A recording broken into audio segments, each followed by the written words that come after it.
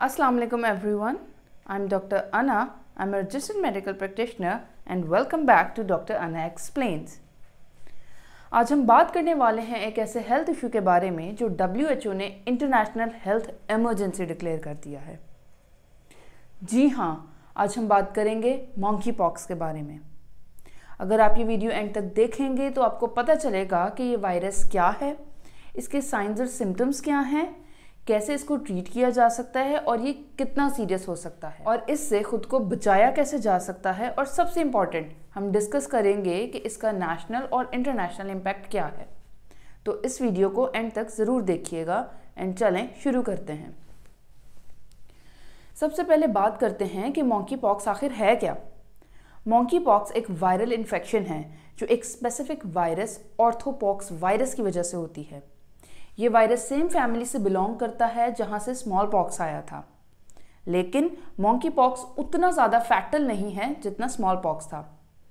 इसका नाम monkey pox इसलिए रखा गया है क्योंकि ये वायरस पहली दफ़ा मॉन्कीज़ में डिस्कवर हुआ था। अब बात करते हैं कि अगर आप मॉन्की पॉक्स का शिकार हो जाते हैं तो आपको क्या अलामात आएंगी। इस वायरस के सिम्टम्स बहुत क्लियर होते हैं। ये इन्फेक्शन यूजुअली फ्लू जैसे सिम्टम्स से स्टार्ट होती है, जिसमें शामिल है बुखार, सर दर्द, थकन और मस्कुलर पेन। लेकिन कुछ दिन बाद स्किन पर रैशेस और ब्लिस्टर्स दिखाई देना शुरू हो जाते हैं। ये रैशेस आपके चेहरे से शुरू होते हैं और फिर पूरी बॉडी पर फैल जाते हैं, including your hands, your feet and other body parts including your genitals. बात करते हैं कि ये वायरस फैलता कैसे है। इस वायरस की ट्रांसमिशन क्या है। ये वायरस एक इंसान से दूसरे इंसान तक फैल सकता है। किस तरह? Through close contact, infected persons bodily fluids या फिर रेस्पिरेटरी ड्रॉपलेट से। ये बात हम सबके लिए बहुत ज़रूरी है कि हम प्रॉपर प्रिकॉशंस लें, स्पेशली अगर किसी को इसके सिम्टम्स दिखाई देना शुरू हो जाए। What are the protection tips? हम अपने आप को बचा कैसे सकते हैं। आप अपने आप को मॉन्की पॉक्स से प्रोटेक्ट करने के लिए कुछ इंपॉर्टेंट स्टेप्स ले सकते हैं। सबसे पहले क्लोज कॉन्टैक्ट से बचें, स्पेशली अगर किसी को मॉन्की पॉक्स के सिम्टम्स हैं तो उससे। दूसरे नंबर पे आ जाता है कि इन्फेक्टेड लोगों के साथ पर्सनल आइटम्स शेयर ना करें, जैसे कि बेडिंग, टॉवल्स और यूटेंसिल्स। फिर आता है मास्क पहने। अगर आप क्राउडेड प्लेसेस में हैं या फिर किसी सिम्टोमेटिक पर्सन के साथ इंटरेक्शन है तो मास्क ज़रूर पहनें। रेगुलरली अपने हाथ धोएं और हैंड सैनिटाइजर्स का यूज़ करें। Lastly is the vaccination.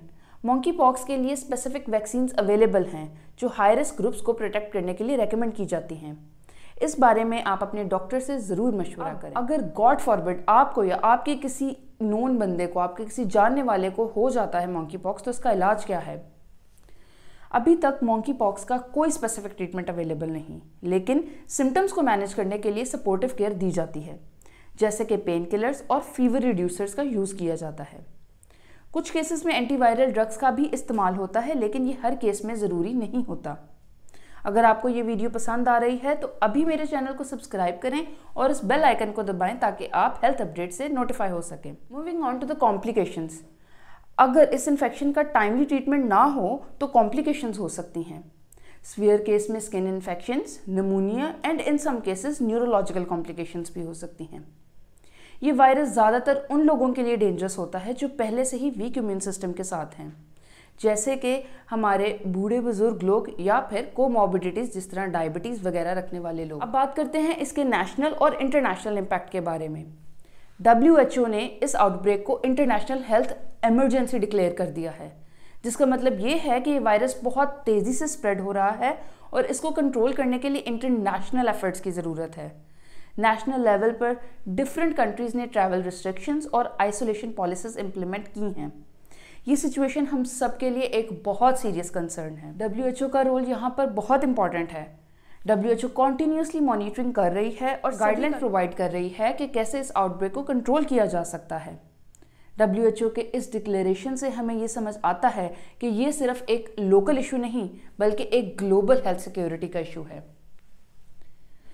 बात करते हैं कि अगर आप इस वायरस का शिकार हो गए हैं तो सेल्फ आइसोलेशन किस कदर ज़रूरी है।